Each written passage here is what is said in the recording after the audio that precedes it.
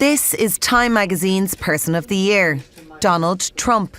The big question every year is who's going to be Time's Man of the Year? The answer is Donald Trump will be their 2016 Person of the Year. Every year, that magazine selects a person or an idea. We've seen some ideas in the past who the editors believe have the most influence over news and in the world over the last 12 months. If there was any year in which it's the easiest thing possible to pick out, it is this year. Because you don't have to be a Donald Trump voter or supporter to note that he has taken the world by storm. He's done the unthinkable in getting the nomination, and he shocked the world by going in on most cards as the underdog and beating a established candidate like Hillary Clinton. It was so Anything else, you might as well throw Time Magazine in the garbage. Again, I think it's inarguable that he's the Person of the Year. And the Person of the Year has been great people in the past and not so great people. Here, let me give you a quick rundown. Back in 1930, the Mohandas was the Man of the Year, Mahatma Gandhi.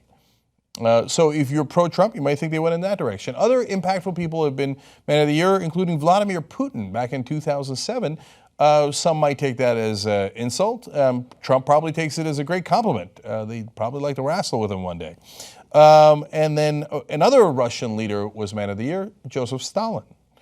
Twice, in fact. And could you argue that he did not have a lot of impact? He did. He was definitely the Person of the Year in those years, whether you liked it or not. And remember, that was back when we were allies. So I don't know how Time meant it back then. But we were fighting a war together at the time. So, and then the guy we were fighting the war against in 1938, Adolf Hitler, was the Time Person of the Year. And we had not entered the war yet, but we knew that he might be a bit momentous. If you think that's not evil enough, conservatives might be angered to find out another Person of the Year was Ayatollah Ruhollah Khomeini in 1979, so I wouldn't get too excited that someone's Person of the Year. You say that it's not an honor, it's not a pat on the back, and clearly we have yet to see what kind of president Donald Trump will be. But in the past, last year, Time editors chose Angela Merkel. The year before that, Ebola fighters. Before that, Pope Francis. Before that, Barack Obama. This is more of a controversial choice. Absolutely. In years past, they've also chosen Adolf Hitler. Wow, Hitler. Anyway, we get it, Hitler. Adolf Hitler, Joseph Stalin, the Ayatollah Khomeini, Vladimir Putin, Idi Amin, Pol Pot, Ivan the Terrible, and now Donald Trump. Well, it doesn't necessarily mean good. It's just about the person who's had the most influence. Joy, you have the list, right? In 1938, Adolf Hitler. In 1939, Joseph Stalin. In 1979, the Ayatollah Khomeini, and Newt Gingrich also is on that list. I just thought I'd throw it in there. He also shares it with his friend Vladimir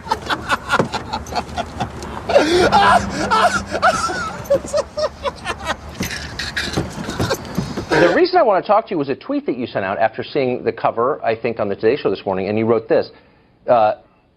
Adolf Hitler was Times Man of the Year in 1938. Donald Trump is Times Man of the Year in 2016. Discuss. And I just saw the irony there, because comparing someone to Hitler, of course, is not an invitation to discuss. It's the end of the discussion, isn't it? Well, I think that there are a lot of lessons that we can learn from the 1930s and Nazi Germany. Not to say that this is the identical situation, but there's a lot to be gained from looking back, how we cannot make the same mistakes of the past. Huh. So what kind of conversation, describe the discussion that you were trying to invoke by comparing Trump to Hitler. I think that it's very important that we are critical, that we do not normalize or sanitize the rhetoric or actions of Donald Trump or the ghastly appointees to his new administration. And I want people to remain vigilant. I want people to realize that none of this is normal. None of the hate speech, the hate crimes that are spiking in the United States.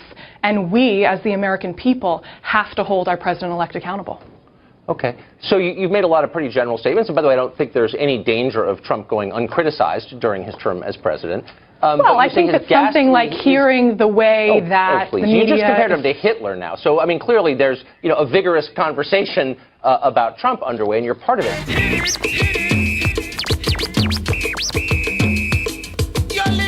Of course! course there is. Okay, so let's show you the cover. Let's see if you can notice what Time did on purpose, according to the people who are alleging this. Do you see it yet? You see it yet? They put devil's horns on him. You see the M above his head? You've said, though, that if you did run for president, you believe you'd win. Well, I don't know. I think I'd win. I tell you what, I wouldn't go in to lose. I've never gone in to lose in my life. And if I did decide to do it, I think I'd be inclined, I would say that I would have a hell of a chance of winning.